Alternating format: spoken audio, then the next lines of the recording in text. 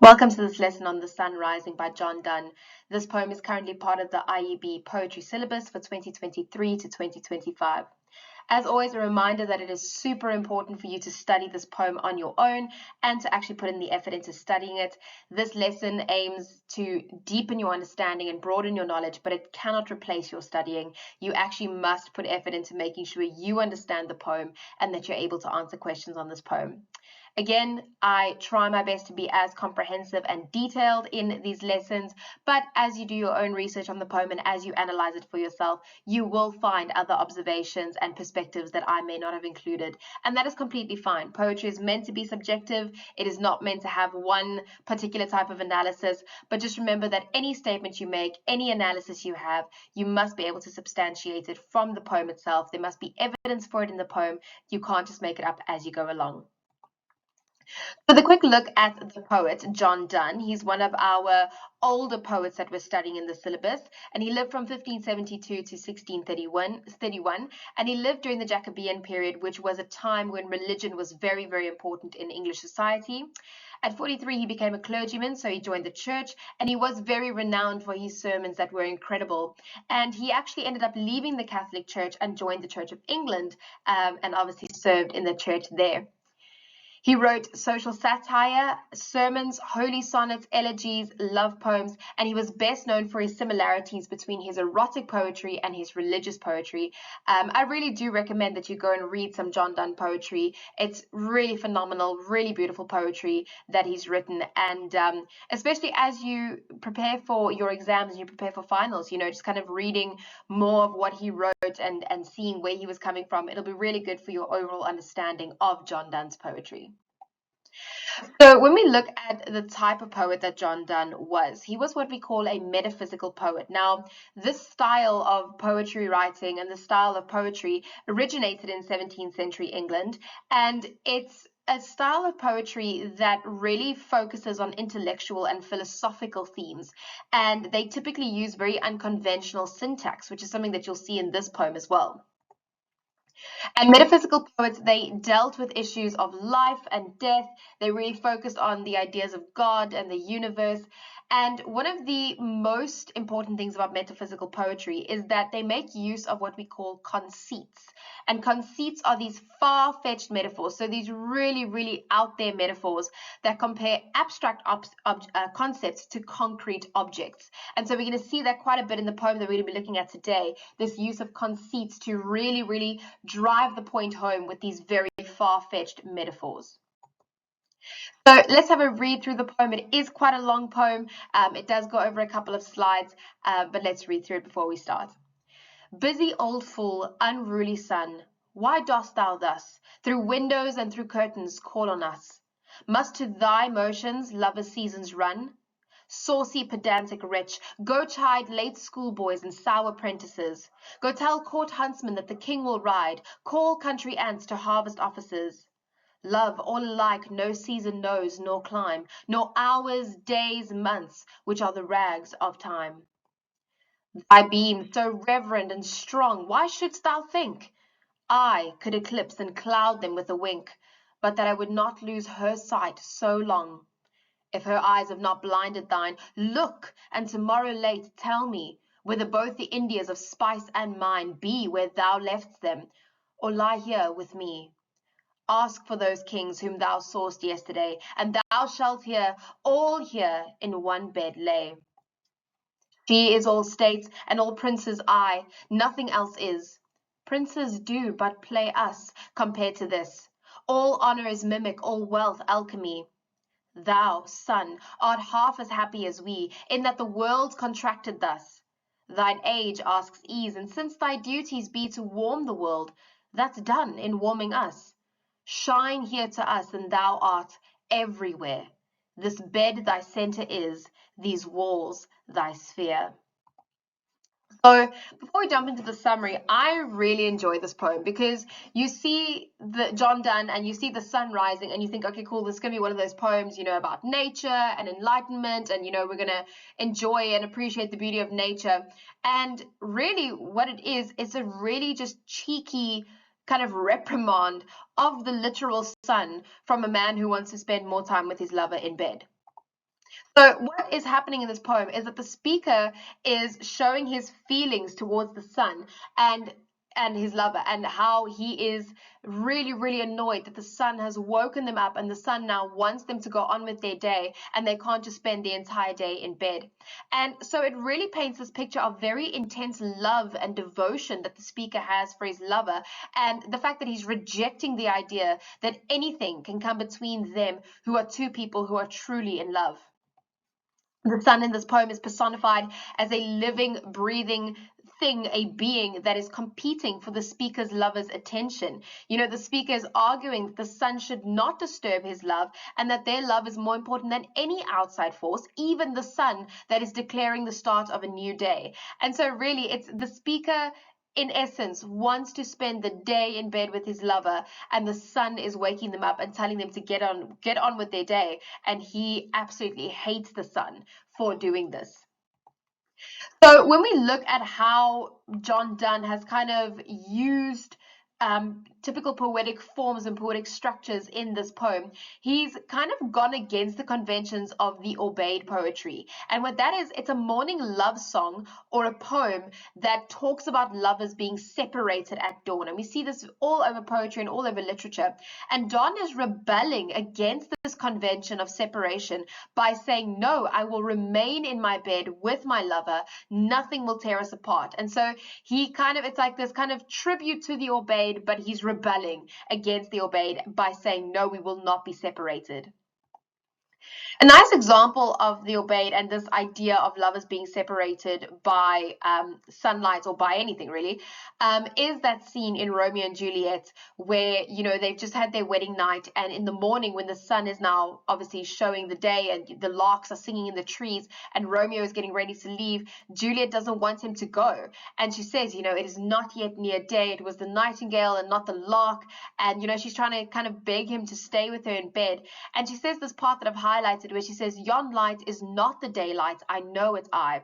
It is some meteor that the sun exhaled to be to thee this night a torchbearer, and light thee on thy way to Mantua. Therefore stay yet, thou needst not be gone. So that is the convention of what we see, where lovers have to be separated in the morning. And John Donne in this poem says, absolutely not. I will not be separated from my lover. Not even the sun can separate two people who are in love.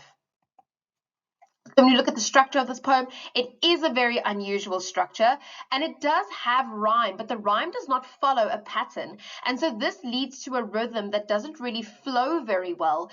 And that all conveys the frustrated mindset of the speaker, where it's almost like he doesn't have time to write a pretty poem because he just wants to tell the sun to get out of here, to get lost and leave him alone. And so that lack of flow, that lack of consistent rhythm really reflects the mindset that the speaker is in. So this is how I have chosen to analyze this poem. We go a couple of lines at a time, and the analysis is surrounding those lines, and obviously the colors all relate to the specific analysis in those lines. So the first four lines say, busy old fool, unruly sun, why dost thou thus through windows and through curtains call on us? Must to thy motions lovers' seasons run? So what is happening from the get-go is that the sun is being personified, and there is apostrophe happening here. Remember, apostrophe is when you speak to someone who is dead or an inanimate object as though they are alive, as though they are a person. And so the sun is given human qualities, and the speaker is speaking to the sun as though it is a real person. So busy old fool, unruly sun. There's that feeling here that the speaker is feeling that the sun is willfully, actively seeking to exert its power onto this couple, onto him and the lover, that it's deliberately trying to separate them and not allow them to enjoy this day together. And that's one of the first conceits that we get, that the sun is this, you know, all-powerful being that is deliberately trying to ruin the speaker's day. And we already start seeing the attitude of the speaker there. He says, busy old fool, unruly sun. There is no love lost between the sun and the speaker. He does not like the sun. And throughout the poem, he makes it very clear he doesn't like the sun. Why dost thou thus? What is the sun doing through windows and through curtains calling us? Saying, why are you peeking through my curtains, peeking through my windows to wake me up? And there's this sense of this kind of pleading, but it's more disappointment, like, why are you here? And even a bit of sarcasm, because I mean, obviously the speaker knows, the poet knows that the sun is obviously not doing this on purpose. And so it's kind of like this sarcastic kind of, why are you doing this? Why are you here? Through windows and through curtains call on us. That repetition is that reflection of all the sun's rays coming through the windows, through the curtains. And so you can imagine this room that the lover and the speaker are in, just filling up with sunlight, filling up with the sun's rays. Must to thy motions lover's seasons run? The speaker does not want the sun to interrupt his time with his lover. And he says, I'm not going to interrupt my time just to stick to your schedule, just to appease your schedule, son. Like, you're saying that it's daytime, but I don't want it to be daytime. I want to spend time with my lover. And there's a metaphor here as well, that the time that the lover and the speaker are spending together is a season of their life. You know, he's like, I'm trying to enjoy this season of our life, and my season is not going to run in alignment with your season. I will not allow you to dictate when I can do things and what time I can do things. Saucy, pedantic wretch, go chide late schoolboys and sour apprentices. Go tell court huntsmen that the king will ride. Call country ants to harvest officers. So the speaker now is saying, go and do all these other things instead of interrupting my time. So he's saying, go and, tell the schoolboys to get to school. Go and tell the apprentices to get to work. Go tell the huntsman that the king is going to ride. Tell the ants they can start harvesting. But go anywhere else, but not here with me and my lover. There again, that saucy, pedantic wretch is very assertive, very rude, and the speaker's feelings about the sun are very, very clear. And throughout, he's saying, go chide, go tell, call country ants. The speaker is trying to command the literal sun, a force that is far greater than he is. And he feels like, I can do this, I can command him, because I feel that I am entitled to my time with my lover, and the sun will not interrupt it. And so this is why I said earlier on, it's a very, very cheeky poem, with this man, the speaker, telling the sun to buzz off so that he can be with his lover. Love all alike no season knows nor clime, nor hours, days, months, which are the rags of time. Here the speaker is really just emphasizing the fact that love does not bow to the influence of time. Love does not feel the influence of time. It is a force that is greater than time. It is a force that is greater than these external forces. And there it says, nor hours, days, months, which are the rags of time. He's saying time is intangible. It's passing, and it does not last. We will reach the end of time at some point, but our love is eternal. It is not bound by climates, it's not bound by seasons, and it's not bound by time, the rags of time, these dirty things that will eventually end. No, our love is eternal, our love is true, our love is pure. So he's trying to make it very clear to the sun, I will not adhere to your schedule, I will not adhere to your time, because my love transcends all of that. So just a quick summary of this first stanza. So the speaker is lying in bed with his lover, and he's reprimanding the sun, calling it a busy old fool, and asking the sun why it must bother them through the windows and the curtains. He states that love is not subject to the seasons or time, and he actually chides the sun. He tells the sun to bother other people who need to get on with their day, and to leave him and his lover alone. Moving on to stanza 2. Thy beams so reverend and strong, why shouldst thou think I could eclipse and cloud them with a wink, but that I would not lose her sight so long? So he says, your sunlight, your beams, your rays, so reverend and strong. So now you kind of ask yourself, is the speaker about to compliment the sun that he's spoken so badly to? Like he's saying, like, oh wow, sun, your beams are actually so wonderful and so strong and so powerful. Why shouldst thou think I could eclipse and cloud them with a wink? And we realize in this moment it is in fact not a compliment. No, the speaker is being very arrogant, and this is now the second conceit, where he's saying, you know what, if I close my eyes, I can create an eclipse, and then all your powers are gone, because then we can't see your reverend and your strong sunrise. And I'm laughing because it's genuinely just so funny of how the speaker compares himself to the powers of the literal sun, saying that he can create an eclipse, which is a natural phenomenon, which is something that we look forward to, that we're excited about, that doesn't happen often. he can do all of this just by closing his eyes. And so it's really this kind of kind of stick it to the sun of, well, you know what, if I close my eyes, I can't see you, and that diminishes your power. And it's kind of like, not really, but sure. But then he continues by saying, but I'm not going to do that, because but that I would not lose her sight so long. So no, I'm not going to show off that power of creating the eclipse, because then it means I won't be able to look at my lover. And I would much rather look at her than try and prove a point to you. And so it's like he almost begrudgingly accepts the sun's presence in the room so that he can continue looking at his lover. And I mean, that's kind of sweet, like it's like I'm not going to fight with the sun right now, because that would mean that I can't look at this woman that I love. Is it sweet? Is it arrogant? You can decide. And he continues and says, if her eyes have not blinded thine, look, and tomorrow late tell me whether both the Indias of spice and mine be where thou left them, or lie here with me. So in essence, before we jump into the detailed analysis of these 4 lines, what he's saying here is that the speaker's lover is all the riches in the world. He has all the wealth in this world because his lover is lying next to him. And so there he says, if her eyes have not blinded thine, he's saying, my lover's eyes are so bright that they will blind the sun. But you know what, son, if you haven't been blinded by her eyes, look, and tomorrow come and tell me if all the wealth in the world that you saw, is it still there, or is it lying here with me? Am I the richest man in the world because of this lover lying next to me in bed?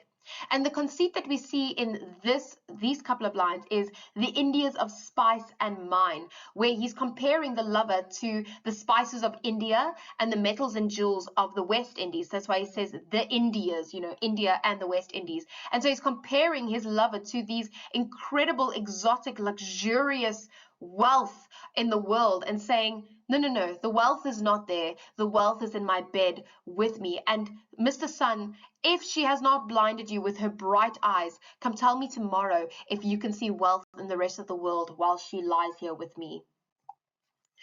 Ask for those kings whom thou sawest yesterday, and thou shalt hear all here in one bed lay. And it continues this idea that the whole world is with him in this bed. He's saying the power and authority that the kings of the world have, all the world is in the bed with me as I'm with my lover and as I enjoy her. So all the kings of the world are not literally in the bed with them. He's just continuing that idea of look around the world, look for all the wonderful, powerful, wealthy things in the world. You will not find them because I have it all with me in this bed with my lover.